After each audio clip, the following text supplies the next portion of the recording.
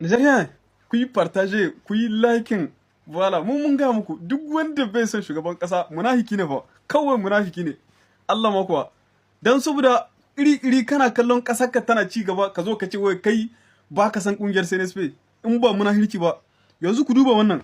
Shugaban kasa da kungiyar CNSP sun yi zaman tattaunawa suna hangen za su hidda gangan 200,000 200,000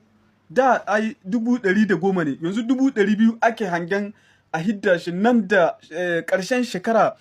2026 nan da karshen 2026 iska an gane cikin watannin nan da ya rage fa ake hangen a ƙara hidda a ƙara mai ganga 200,000 abu ne mai kyau ku yi sharin kowane ɗan Nijar ya gani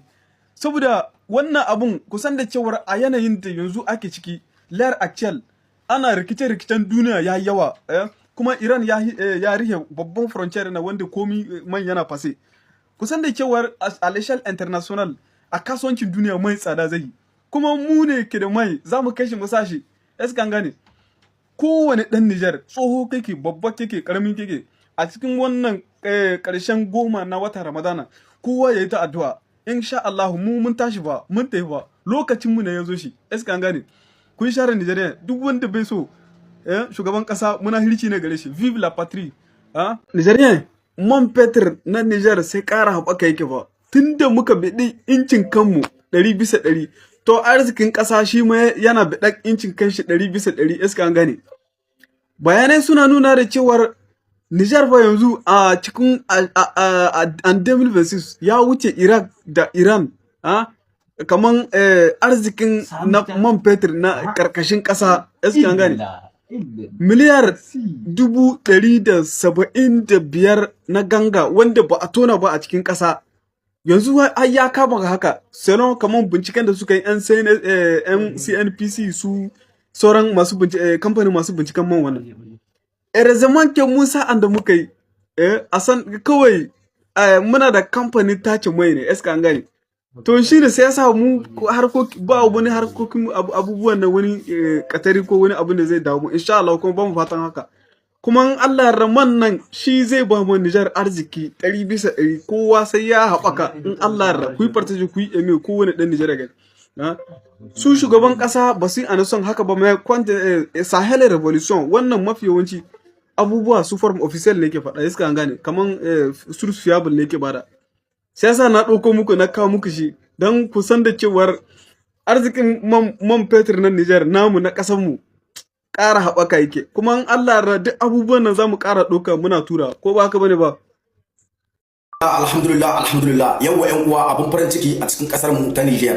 ƴan uwa abun farin ciki a cikin ƙasar mu ta Niger ƙasar mu ta Niger ta yi ma ambassador ɗin ƙasar Cuba kyakkyawan tarbo a inda suka sauke shi a cikin fadar shugaban ƙasa tamu ta Niger masha Allah alhamdulillah ƴan uwa da Allah ƴan uwa a samu a yi fartashi in wannan bidiyon wato a tura ma ƴan uwan mu ƴan Niger domin su gani irin abubuwa wanda suke ta shigowa ne da kullum da ambassad wanda suke ta shigowa a cikin kasashen mu na Niger domin a kulla yarjejeniya da kasashen su domin da dukka abi a unwani juna a yau ne 11 ga wannan wata na Mars wanda muke ciki mai girma General Abdulrahman Chiani ya tarbi babban jakadan kasar Cuba wato ambassad insu wanda ya shigo a cikin Niger a yau domin a tattauna bisa kan wasu abubuwa a inda shi jakadan kasar na Cuba ya ce ma mai girma General Abdulrahman Chiani tabbas wannan ne ya hali wanda ake ciki na dan lokaci ne a inda kuma ya bayyana ma mai girma General Abdulrahman Chiani da cewa tabbas insha Allah za a samu haɗin kai mai kyau tsakanin ƙasar Niger da kuma ƙasar Cuba wato hadda jama'an duka gabaki daya to masha Allah alhamdulillah kuma yayi fatan cewa wannan ne ya yaƙi da ta'addanci wanda Niger take ciki yace insha Allah Niger ce wanda za ta yi nasara dangance da wannan ne 'yan ta'adda wanda suke ta fullowa na da kullum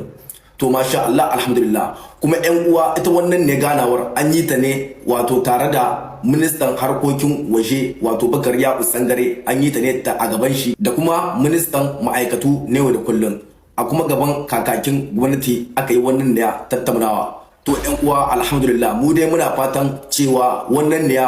wannan ne ambasad da suke shigowa na kasashen turawa. Muna fatan Allah ubangiji ya sa dukkan mu za mu amfani juna a tsakaninmu da su, za a samu daidaito.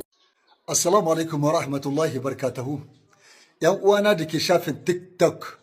daga naku ne dan gugurmaya Ali na Cani, Alin Cani, wanda ya bada rayuwa ta da dukiya ta kan Cani. A yau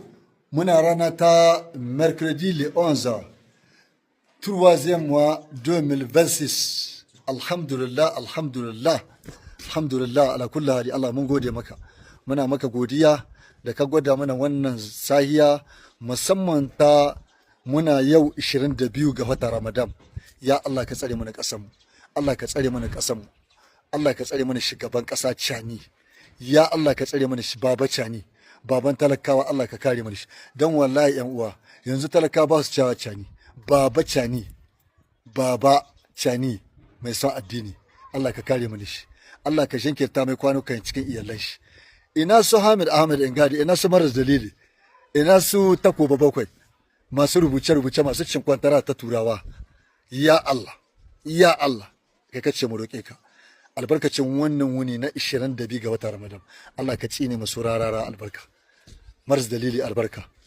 Allah ka tsine musu albarka, Allah ka tsine ma Hamid Ahmed Ngadi albarka, Allah ka tsine musu albarka. Ya Allah muna roƙo gare ka, duk mai neman aibanta ƙasar ga, duk mai neman tashi hankali ga ƙasar ga, duk mai son ƙasar ga ta samu matsala, ya Allah kai kace mu roƙe ka dare da rana. Allah kai mana maganin su. Maras Dalili da Hamid Ahmed Ngadi da su Takoba Bakwai da ire-iren su, ya Allah kai kace mu roƙe ka. Allah ka tsine musu albarka. Allah ka sa wannan kwantara da suka ci, ya Allah muna roƙo ka gare ka. Allah ka sa wannan kwantara ta zanguba ga cikunan su. Allah ka sa ta zanguba ga cikunan su. Wallahi yan uwa masu bibiyar mu a cikin yanar gizo, abinda zamu haɗa muku, shugaban ƙasa Cani ya riga ya ci Allah. Wallahi duk wanda ya ci Allah babu abin da zai samu shi. Shugaban ƙasa Cani ya riga ya ci Allah. Duk wanda ya ci Allah wallahi babu abin da zai samu, sai dai abin da Allah yi. A tarihi ba a taɓa samun shugaban ƙasan da zai bayani gaban kowa, telebijiyon ne ta ƙasa, hitana ya ƙasa waje, duk inda zai magana sai ya ce a'udhu billahi minash shaitanir rajim, bismillahir rahmanir rahim.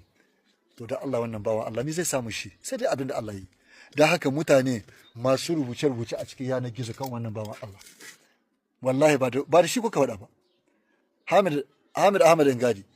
su Takoba Bakwai, wallahi ba da wannan bawan Allah kuka faɗa ba. Wallahi da Allah na kuka, wallahi wallahi da Allah ne kuka.